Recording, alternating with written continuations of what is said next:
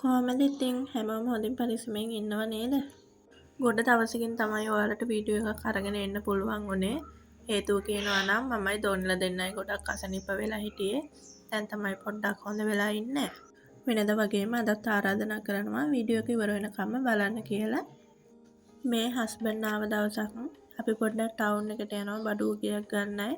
හස්බන්ඩ්ට බෙහෙත් ටිකක් ගන්න තිබුණා ඒකටයි. ඒ අතරේදී බලන්නකො මේ පරිසරය කොච්චරනම් ලස්සනයිද කියලා. මේ රබර් වත්තක් මැදින් තමයි අපි යන්නේ. මේ හරිය යද්දි ඇඟට හරිම සැහැල්ලුයි සිසිලක් දැනෙනවා. මට හිතුණා ඔයාලටත් පෙන්වන්න ඕනේ කියලා.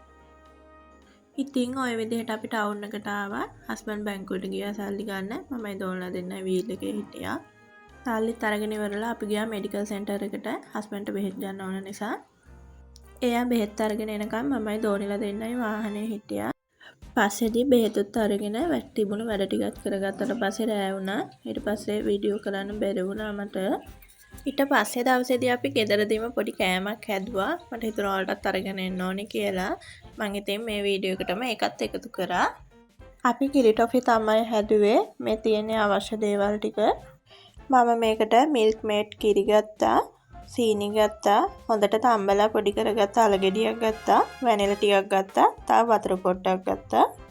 ඇස්ට්‍රා ටිකකුත් ගත්තා. ඊට පස්සේ කිරි ටොෆි දාන්න මේ විදිහට ට්‍රේ එකක් ලේස්ති කරගත්තා. ඊට පස්සේ මම ලිපේ තියන්න පුළුවන් ටිකක් ලොකු තාච්චියක් අරගෙන අරගත්ත අවශ්‍ය ද්‍රව්‍ය ටික ඔක්කොම දාලා මේ විදිහට කාල් ගන්නවා.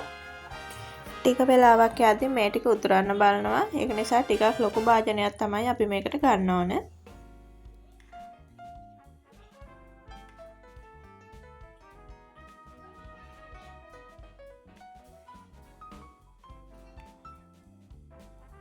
මේ වෙලාවේදී ලිපේ ගින්දර මට්ටම ගොඩක් අඩු වෙනුත් නෙමෙයි ගොඩක් වැඩි වෙනුත් නෙමෙයි සාමාන්‍ය ගානට තමයි තියාගන්න ඕන.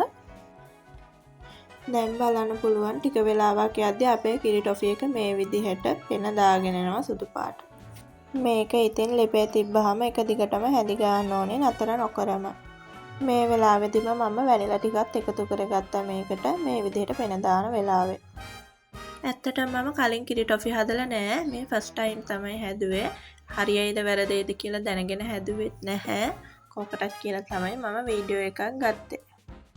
මේ විනාඩි 15ක් 20ක් වගේ යද්දී ඔන්න දැන් නම් අපේ ටොෆි එක හැදෙන ගමන් තමයි තියෙන්නේ.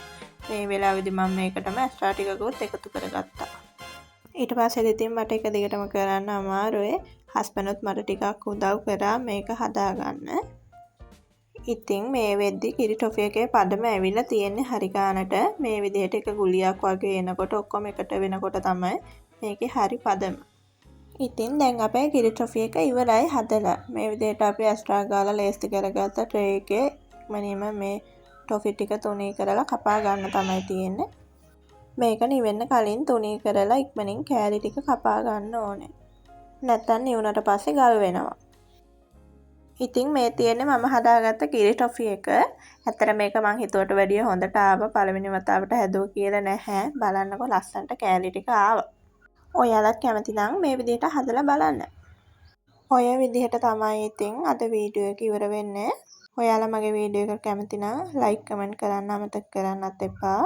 ඒ වගේම මාත් එක්ක මුල්ම වතාවට එකතු වුණ කෙනෙක් නම් මගේ වීඩියෝ බලන්න කැමති නම් මාව සබ්ස්ක්‍රයිබ් කරලා තියාගන්න. අදට ගිහින් එන්නම් සතුටින් පරිස්සමෙන් ඉන්න හැමෝම